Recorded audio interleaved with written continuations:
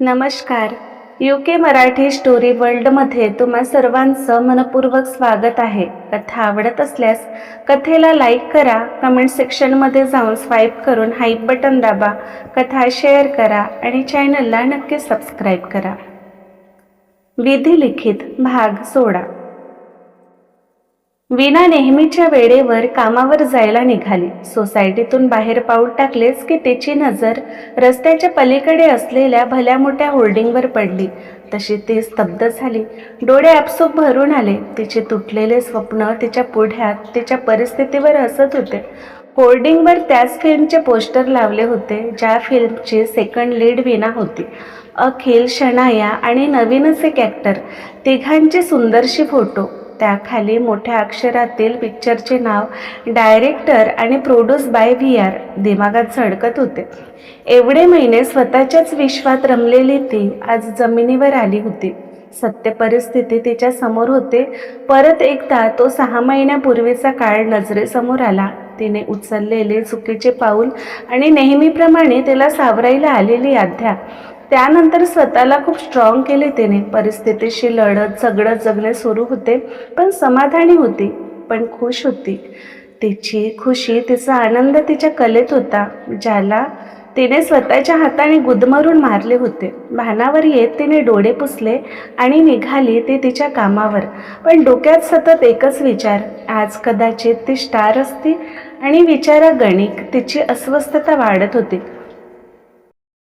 वीणा तिच्याच नादात केकचे बॅटर बनवत होती. बॅटर फेटण्यात एवढी गुंतली की बाऊलमधून ते खाली पडत असल्याचेही तिला कळले नाही. वीणा, अगं काय करत आहेस तू? तुझे लक्ष कुठे आहे? पम्मी दीदीने तिच्या हातातून बाऊल घेत कट्ट्यावर ठेवले. तशी वीणा भानावर आली. खराब झालेले किचन बघून ती ओशाळली. सॉरी दीदी, मी करते क्लीन. वीणा नजर चोरून त्यांच्या बाजूने बाहेर जाऊ लागलीच की पम्मी दीदीने तिचे हात पकडले. वीणा, काही प्रॉब्लेम आहे का? तू ती वीणा नाहीस जी नेहमी स्फूर्तीने काम करते. काम म्हणजे तिची पॅशन आज कुठेतरी हरवलेली दिसत आहे. बरं नाही वाटत आहे का? पम्मी दीदी तिच्या डोळ्यात बघू लागल्या. वीणाचे डोळे तिच्याही नकळत वाहू लागले. काय सांगणार होती ती आणि कशी सांगणार होती तिचे दुःख? किती त्रास होत होते ते तर तिलाच माहिती. काही नाही दीदी, थोडंसं अस्वस्थ वाटत आहे. बरं दीदी, आज तुम्ही सगळं सांभाळून घ्याल का? मला आज रेस्ट करावंसं वाटत आहे. वीणा डोळे पुसत बोलली. गेल्या 6 महिन्यापासून 1 दिवसाची सुट्टी न घेतलेली ती आज स्वतःहून सुट्टीचे बोलत आहे, म्हणजे मॅटर नक्कीच गंभीर असावे. दीदीला कळले. त्यांनीही लगेच होकार भरला. वीणाने किचन क्लीन केले आणि परत घरी जायला निघाली. रस्त्यावर जिकडे तिकडे पिक्चरचे होर्डिंग तिच्या जखमावरची खपली काढायला पुरेसे होते. वीणा, एवढ्या लवकर घरी कशी आलीस? बरं वाटत नाही आहे का तुला? पाय ओढत चालत येणाऱ्या तिला बघून म्हात्रे काकूने काळजीने विचारले.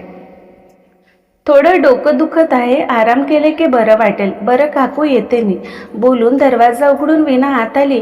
काकू काळजीने तिच्या बंद दरवाजाकडे बघतच राहिल्या. नेहमी हसून गप्पा मारणारी तिचे हसू आज गायब होते. ती म्हणते तसंच असावे विचार करून काकू त्यांच्या कामाला गेल्या. वीणाने दरवाजा बंद केले. तिची पावलं आपसूक कबोर्डच्या दिशेने वळली. तिने थरथरत्या हाताने कपाट उघडले. लॉकरमध्ये तिची मौल्यवान वस्तू होती. तिने हळूच ते बाहेर काढले. सुंदरसे मखमली लाल रंगाच्या कपड्यात गुंडाळलेले तिच्या घुंगरूची जोडी. वरचे आवरण बाजूला सारले तसे घुंगरांची झणकार तिच्या कानावर पडली. तिचे डोळे भरून आले. हलक्या हाताने तिने घुंगरांना कुरवाळले. कपाट बंद करून ती बेडवर बसली. तिने पायात घुंगरू बांधले तसा डोळ्यातील अश्रूचा एक थेंब तिच्या पायावर पडला. मोबाईलवर देवदास फिल्मचे एक गाणं प्ले केले. अंगावरची ओढणी तिने फेकून दिली. जणू आज तिच्यात आणि डान्समध्ये कुठलाच अडथळा नको होता.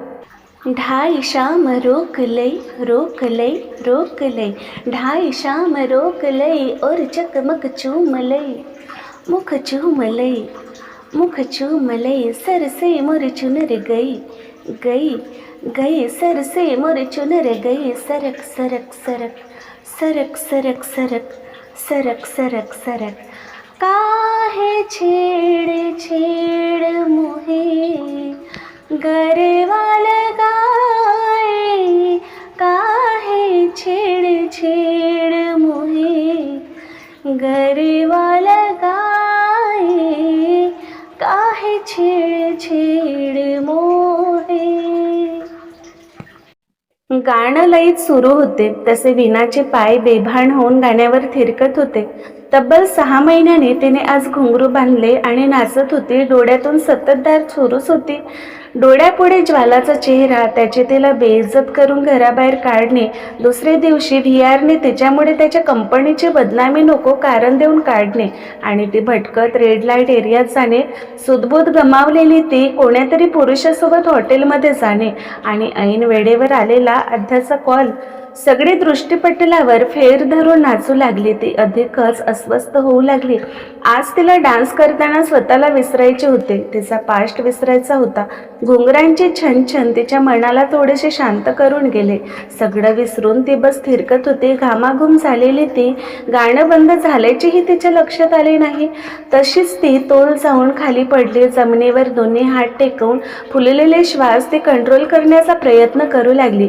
ती तशीच जमिनीवर आडवी झाली. तिचे स्वप्नभंग झाले तेव्हा तिने ना त्याचे दुःख केले ना रडली. पण आज तिला मनसोक्त रडायचे होते. एवढं की तिला तिच्या या स्वप्नाचा विसर पडेल. माहीत नाही ती किती वेळ रडत होती, पण तशीच कधीतरी ती झोपी गेली. विद्युत त्याच्या रूममध्ये तयार होऊन बसला. अंगावर ग्रीन इंडो वेस्टर्न व्हीआरच्या फेमस ड्रेस डिझायनरने डिझाईन केलेले. एका हातात प्लॅटिनम ब्रेसलेट तर दुसऱ्या हातात बॉबेट फ्लेरियरची लक्झरियस वॉच, पायात मोजडी, केस जेलने सेट केलेले. खूप हँडसम दिसत होता तो. काहीसा अस्वस्थ, शून्यात हरवलेला. भाई, आई तुला खाली बोलवत आहे, ओजस आत येत वृक्षस्वरात बोलला. तसे विद्युतने नजर उचलून त्याला पाहिले. ओजस काहीसा नाराजीत त्याला बघत होता, पण त्याचे लालसर डोळे, उतरलेला चेहरा बघून ओजसला दयाच आली त्याची. काय स्वतःला त्रास करून घेतायस भाई? का हे जबरदस्तीचे नाते जोडत आहेस तू? आई तर वेडी झाली, माहीत नाही कशाचा खूड घेऊन बसली. नेहमी विनाचा गुणगान गाणारी तिचे नावही ऐकून घेत नाही आणि तूही तिच्या वेडेपणात साथ देतोस. आता ही वेळ गेलेली नाही. एंगेजमेंट कॅन्सल कर आणि विनाला शोध. तिच्यासोबत तुझा आनंद आहे भाई. अचानक कुठे गेली, कशी आहे, तिच्याविषयी काहीच कळले नाही. पाहिलेस तू स्वतःला कशी अवस्था करून घेतलीस? पहिलेपेक्षा अबोल झालास तू. मला माझा हसणारा, मनसोक्त बोलणारा भाई हवा. प्लीज ना, ऐक माझे. त्याचे हात हातात घेऊन ओजस कडकडीने त्याला समजावू लागला. तसतसा विद्युत अस्वस्थ झाला. दुसरे हात आपसूक बेडवर घट्ट झाले. डोळे भरून आले. नजरेसमोर विनाचा निरागस चेहरा आणि त्यानेच बोललेले ते वृक्ष शब्द त्याच्या कानात घुमू लागले. त्याने केलेली तिची प्रतारणा आठवली तसा विद्युत पॅनिक झाला. कपाडावर घाम जमा झाले. हृदयात कड उठली. छातीवर कसलाचा भार जाणवू लागला. श्वास घ्यायला त्रास होऊ लागले. तो लगेच बेडवर आडवा झाला. डोळ्यातून पाणी वाहू लागले. तोंड खुले ठेवून तो जोरजोरात श्वास घेऊ लागला. इकडे तिकडे मान हलवून तो तडपत होता. एखाद्या पाण्याविना माशासारखी त्याची अवस्था झाली होती. भाई, त्याची अवस्था बघून ओजस घाबरला. त्याने लगेच एका ड्रॉवरमधून इंजेक्शन काढले आणि विद्युतच्या मानेत खुपसले. काही वेळातच त्याची तडप शांत झाली.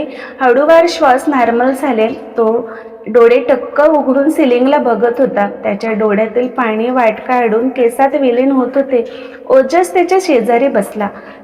हे भगवान, नेमके काय लिहिलेस तू माझ्या भाईच्या आयुष्यात? तो कधीच बरा होणार नाही का? पहिले तर फक्त लोकांमध्ये वावरत नव्हता आणि आता हे नवीनच आजार. कसा सावरेल तो स्वतःला? ओजसचे डोळे भरून आले. नाईक विलाच्या लॉनमध्ये सुंदरसे डेकोरेशन केले होते. आप्तेष्ट, फिल्म इंडस्ट्रीशी रिलेटेड मान्यवर सगळ्यांनी खचाखच भरलेले लॉन. एका बाजूला ऑर्केस्ट्रावर मंद मधुर आवाजात गाणे सुरू होते. मीडियाला मात्र आत एंट्री नव्हती. विद्युतच्या मागे लागून त्याच्याच डिझायनरकडून डिझाईन करून घेतलेली ग्रीन कलरचा पार्टीवेअर गाऊन घातलेली शनाया सुंदर दिसत होती. चेहऱ्यावर ग्लॉसी मेकअप, स्मोकी आईज, केसांना स्टाईल केलेले, अंगावर प्युअर डायमंड ज्वेलरी. स्टेजजवळ वामिनीसोबत बोलत उभी विद्युतची वाट बघत होती. सगळ्यांच्या नजरा विद्युतच्या एंट्रीवर लागून होत्या. आंटी, विद्युत एवढा उशीर का करत आहे? त्याने त्याचा निर्णय तर बदलले नाही ना? अस्वस्थ शनाया हळूच पुटपुटली. तू निश्चिंत राहा बेटा. विद्युत माझ्या शब्दाच्या बाहेर नाही, येतच असेल तो. वामिनीही तेवढ्याच हळू आवाजात बोलल्या. पाहुण्यांसोबत बोलत असलेल्या माणसेची नजर शनाया वामिनीकडेच होती. त्याही काहीशा अस्वस्थ होत्या. नेहमीच पत्रिका, कुंडली, भाग्य यावर डोळे झाकून विश्वास ठेवणाऱ्या वामिनीने अचानक मानसीला शनाया विद्युतसाठी पसंत असल्याचे सांगितले. त्यांच्या लक्षात होते शनाया विद्युतची पत्रिका जोडली नव्हती आणि महाराजांनी विद्युतच्या शनायाशी जबरदस्ती लग्न करण्याला मना केले होते. तरीही काय कारण असावे की सगळं डावलून वामिनीने लग्नाला होकार दिला?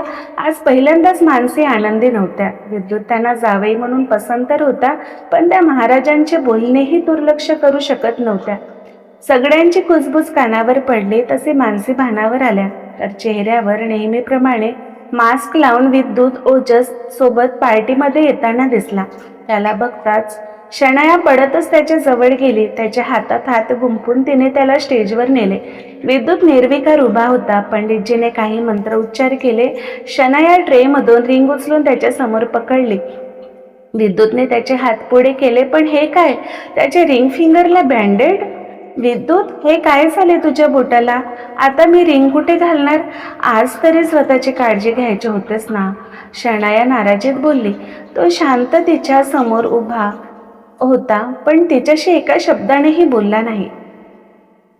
शनाया, अगं आम्ही इकडे येत होतो तेव्हा भाईला हाताला लागले.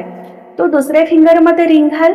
ओजस हसतच बोलला. तसे शनायाने तोंड वाकडे केले आणि मिडल फिंगरमध्ये रिंग घातली. विद्युतने तिच्या बोटात रिंग घातली. सगळीकडे एकच टाळ्यांचा आवाज घुमू लागला. शनाया हसतच तिच्या बोटातील महागड्या डायमंड रिंगकडे बघत होती, तर विद्युत मात्र निर्विकार उभा होता. 15 दिवसानंतर सनराइज एंटरटेनमेंट कंपनी. 40-45 वर्षाचा एक व्यक्ती, डोक्यावर पांढरे केस, पांढरी कोरीव दाढी, डोळ्यावर स्पेक्स, सावळा रंग, ब्ल्यू कलरचे शर्ट, क्रीम कलर पॅन्ट घालून डोक्याला हात लावून त्याच्या केबिनमध्ये बसून होता. टेबलवर पसरलेले वेगवेगळ्या भाषेतील वर्तमानपत्र, भिंतीवर टांगून असलेल्या LED स्क्रीनवर एकच बातमी.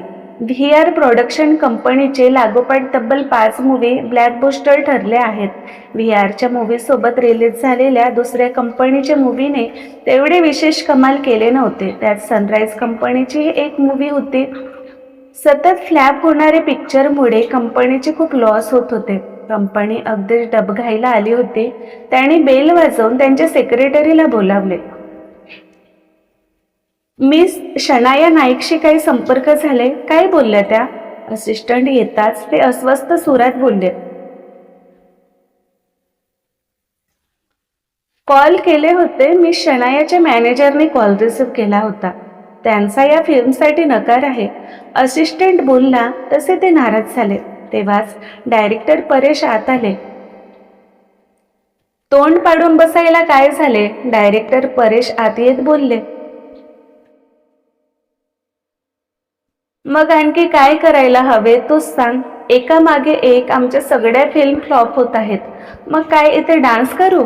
सनराइज एंटरटेनमेंट कंपनीचे ओनर मनीष झा बोलले. असे परेश काही वेळ शांत झाले. VRच्या सगळ्या मूव्ही कसे सुपरहिट होतात. त्या शनायाने एक जरी मूव्ही आमच्या कंपनीकडून केले तर कंपनी सुरळीत सुरू राहील, नाहीतर कोणत्याही क्षणी विकण्याची पाळी येईल आमच्यावर. एकतर मूव्हीवर एवढा पैसा खर्च होतो, त्यासाठी लागणारे कॅमेरा, कॉस्ट, कपडे, डेस्टिनेशन किती आणि काय काय ठरवावे लागतात. आणि एवढं असूनही सगळ्या मूव्ही फ्लॉप. काय करू आता? काहीच मार्ग दिसत नाही. ते त्यांचं दुःख सांगू लागले. शनायाला कॉल करणार होतेस ना? मग काय झाले? डायरेक्टर परेशने शांत स्वरात विचारले. तिने नकार दिला. आणि का म्हणून ती आमची मूव्ही साईन करणार, तेही VRमध्ये तिच्या सगळ्या मूव्ही सुपरहिट होत असताना? ते वैतागून बोलले. परेश काही वेळ विचारात हरवले. बरं, मी ती स्क्रिप्ट बघू शकतो? परेश बोलले. तसे ड्रॉवरमधून त्यांनी एक मोठी फाईल काढली. पहिल्याच पेजवर मूव्हीचे सारांश लिहिले होते. परेशने सगळं शांतपणे वाचून काढले. मी एक सुचवू? परेश बोलले.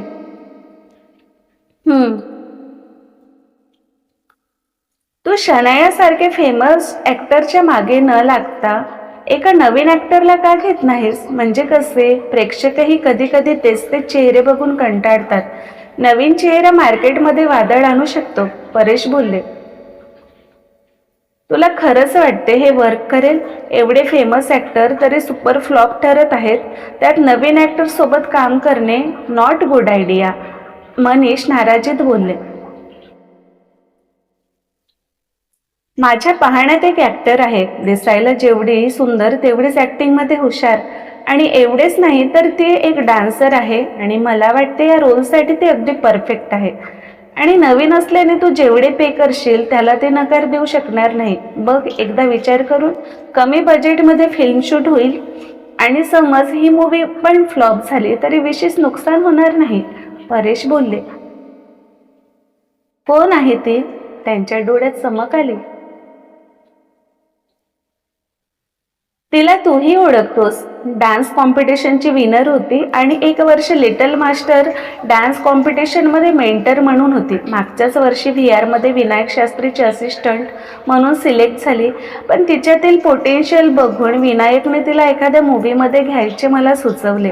पण त्या दरम्यान मी दुसऱ्या हिरोईनसोबत मूवी शूट करत होतो आणि तिच्याशी काम करायचे राहून गेले. पण जी 15 दिवसापूर्वी VRची मूवी रिलीज झाली त्यात ती सेकंड लीड म्हणून काम करणार होती.